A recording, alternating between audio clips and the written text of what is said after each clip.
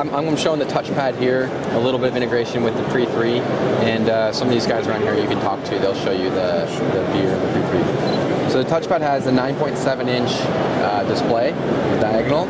It's 1024 by 768 resolution. It's an IPS display, so it's got wide viewing angle. Basically, that means you can see it from almost any angle. See, it looks good. We have Gorilla Glass, protected from breaking, and it's coated for easy cleaning and abrasion resistance. Under the hood, we have a 1.2 gigahertz dual-core Qualcomm Snapdragon processor with a gig of RAM and either 16 or 32 gigabytes of flash. So it's loaded with power, basically. We have pretty much all the latest sensors as well. We have a triple-axis accelerometer, triple-axis gyroscope, triple-axis compass, a front-facing image sensor here. This is 1.3 megapixels. We have stereo speakers with Beats audio. We have Wi-Fi. It's all the Wi-Fi. It's all the different types of Wi-Fi, basically, including N, and running at 2.4 and 5 gigahertz. So it's basically loaded. We have Bluetooth. So that's pretty much everything you could want in a tablet form factor product. But the software is really the key thing here, I think. If you take a look at this view, we call this card view, and so you can see all of our running applications. And this is a really an important multitasking capability here. It's not just about being able to get in and out of applications, it's being able to manage doing more things at a time. And so our card view here lets you do things like stack applications together. So I can take this and group it with that. If I'm in the browser and open up a new card, it'll be stacked automatically on top like that. If you go back into card view. How do you just go back? There's a button right here. It's called the center button. So you just press that, that'll open the launcher. Or when you're in an application, it'll get you out of the application. Now if you take a look at our email application, this is something we've done a lot of work on to adjust for the larger display area of the touchpad. Actually, one quick question. Yes. Is the assumed way people will use it in landscape? It's landscape and portrait. It supports both modes. I prefer in portrait mode, or landscape mode, that's how I tend to use it, but it works in both. And this is basically the dock for it. Yeah, this is a charging station, wireless charging. So this is using our Touchstone, second generation Touchstone charging technology. So it works, and this also works in both orientations. But when you put it there, that's it. It's charging. So no cables to mess with. You have the ambient light sensor. Yes, I mean you basically have the active home screen, right? When it's on the dock.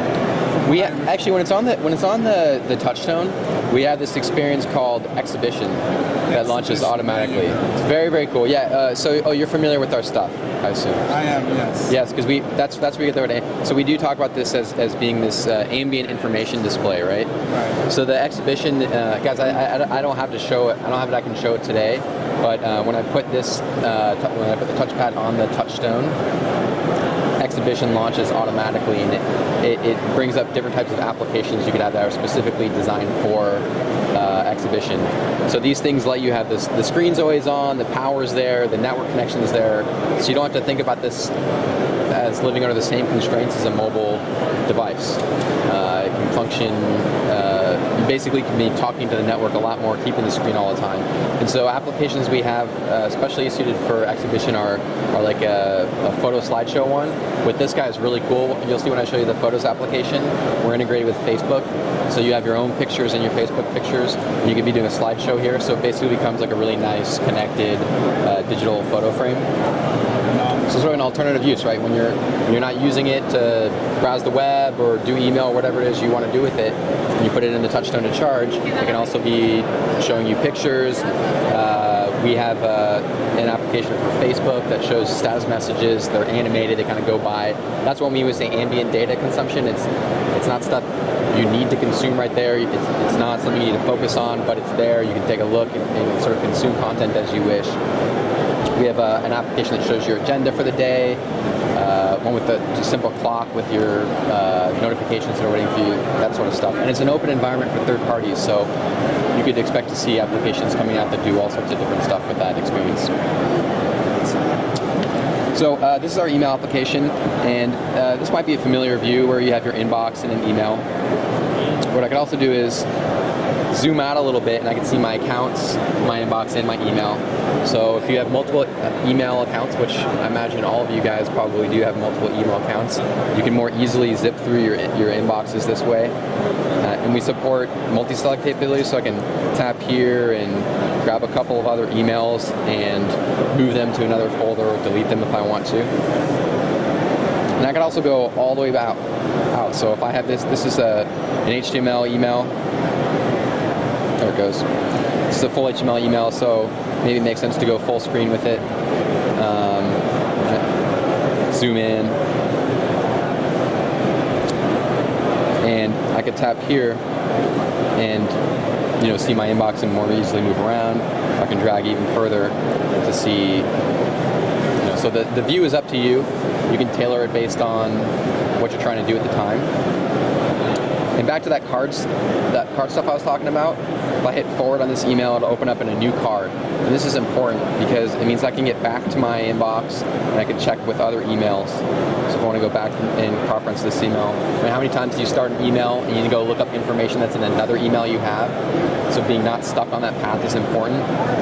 Another important thing here is that I could forward this other email to somebody else, so I can have lots of drafts going on at once, which again is a really important capability. This is something we do all the time. On my computer, I tend to have a half dozen emails open in draft form. I don't know if you guys are using email like I do, but I'm getting hundreds of emails a day. I've got a lot of meetings. I'm getting interrupted a lot. Sometimes something more important comes up, or sometimes I just get interrupted.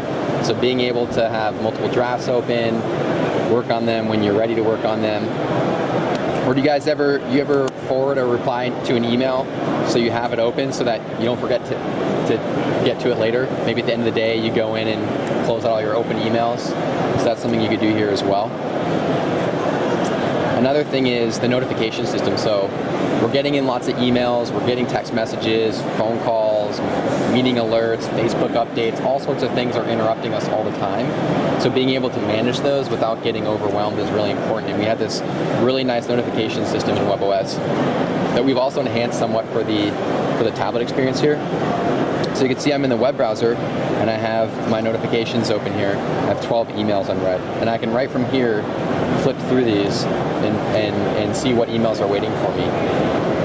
So you know how this normally works, right? You'd have to, you get an email comes in, you have to leave the web browser, go to the email application, see if there's anything important, come back to the web browser. So being able to do triage right here, or from really any application in WebOS, is really important. You're actually working with more than one application at a time here. So these are really powerful multitasking tools.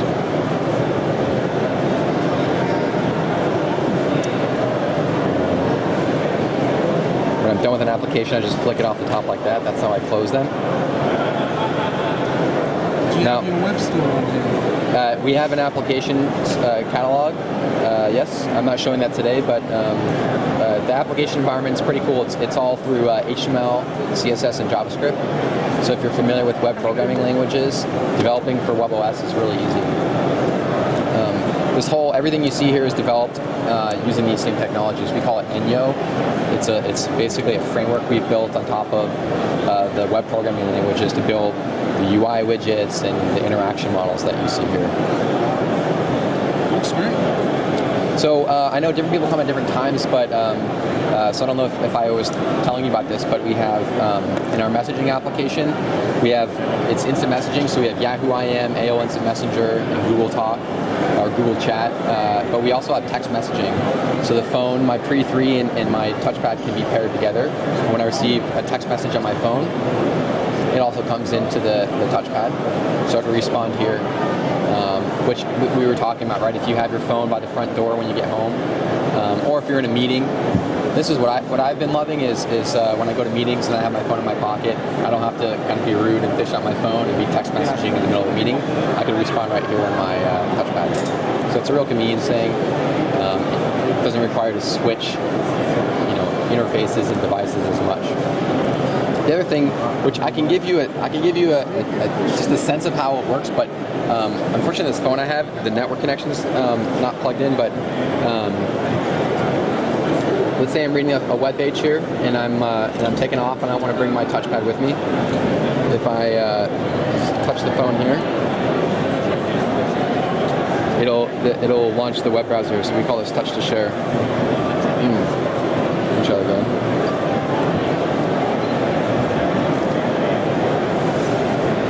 Yeah, I'm having problems with this guy. I think it's just having network issues. So I can't show it. But basically what will happen is the web page will open up on the pre-3. So you can do that in either direction. You can do that in either direction. Yeah. So let's say there's an article you're reading on that phone. You just tap on this and you can continue from here. Exactly. The two use cases I like to talk about, the ones I normally show here are I'm pulling up a recipe.